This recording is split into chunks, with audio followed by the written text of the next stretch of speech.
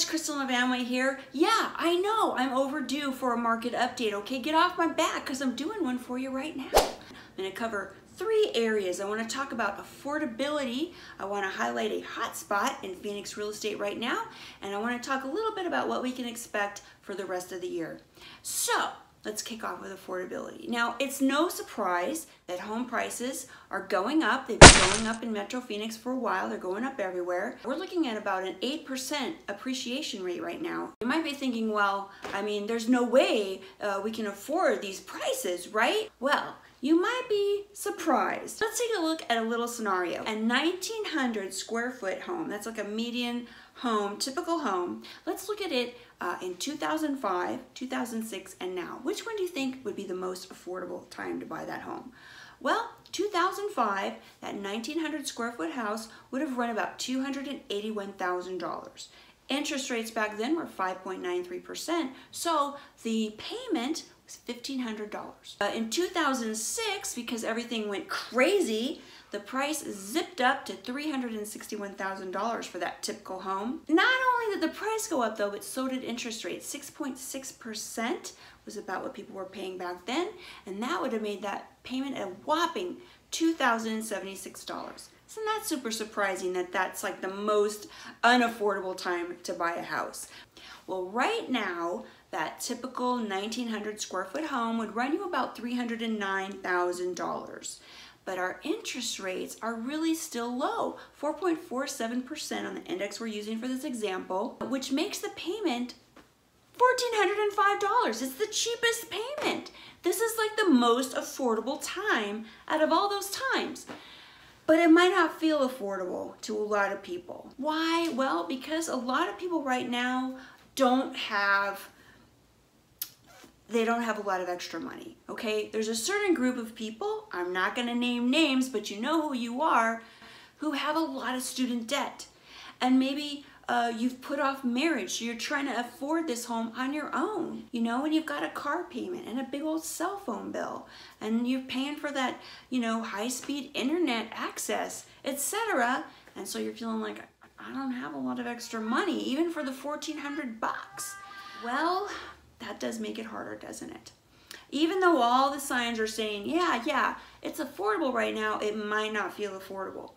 But I want you guys to stay tuned for the end, because spoiler alert, you should get on it, okay? You should get on it. Before I get to that, I want to talk about a hot spot, kind of surprising in Phoenix real estate right now, an area that's just on fire. And I don't mean literally, I mean just, you know, it's super popular. South Phoenix. Stop laughing, okay? I know South Phoenix has this reputation, but think about it for a minute, okay? It's right along South Mountain, beautiful mountain views, super close to downtown Phoenix. Finally, people are catching on. They're like, wow, that is a great area. And wouldn't you know it, 19% increase in sales volume this year compared to last year. What? Yeah, it's a hot spot. So keep an eye on that for the next couple of years, because I think you're going to see some amazing things. There's a lot of new builds going on. There's also some flippers who are like, whoa, there's a lot of potential here. And we've seen some transformations along Central Phoenix in some areas that were not the best that have now become super popular and trendy. So if you're looking for a bargain, you might check out South Phoenix. All right, let's take a look for the rest of the year. Now, we're seasonally, you know, we're hitting a kind of a slowdown in our sales volume. It happens every year. I know sales volume slows down and our inventory is going to start creeping up. Does that mean prices are going to come down? No, it does not. Inventory is our biggest issue right now. It has been our biggest issue for a while. So like last year was a big issue, and as you can see, this year it's even worse. Take a look at that under $200,000 market, right? It's down by 36% from last year when there was hardly any homes. So I would say by next year, forget it. You're not going to find anything for under 200. 200 and 250 is also looking a little endangered, if you will. So those prices are going to go up. That price point will start to disappear. 89% of people buy homes for less than $500,000. That's where most of the action is. All of those areas are down from last year, but as you get up closer to that 500 mark, it's not down as much. A little bit of a, I don't know, interesting thing is the $1 million mansions are going quicker.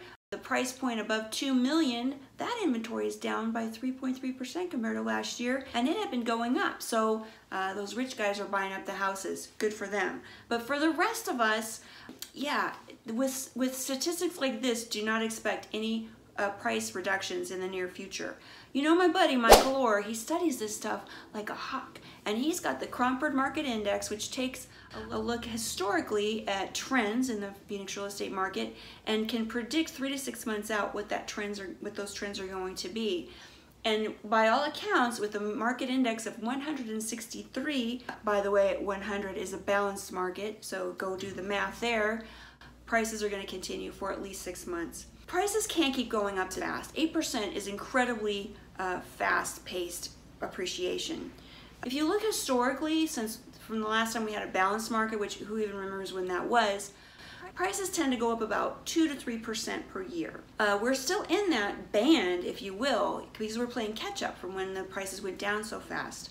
But once the prices start to edge above that 3% mark, because that's, that kind of follows along the rates of inflation, then it's going to really pinch out buyers. And you're going to probably see the rate of appreciation decline. Not go down. Prices aren't going to go down for who knows when, but it's going to slow down some, maybe level off. So for the rest of the year, expect prices to go up. However, the bright spot is with the sales volume down seasonally, this is what always happens, our inventory tends to go up.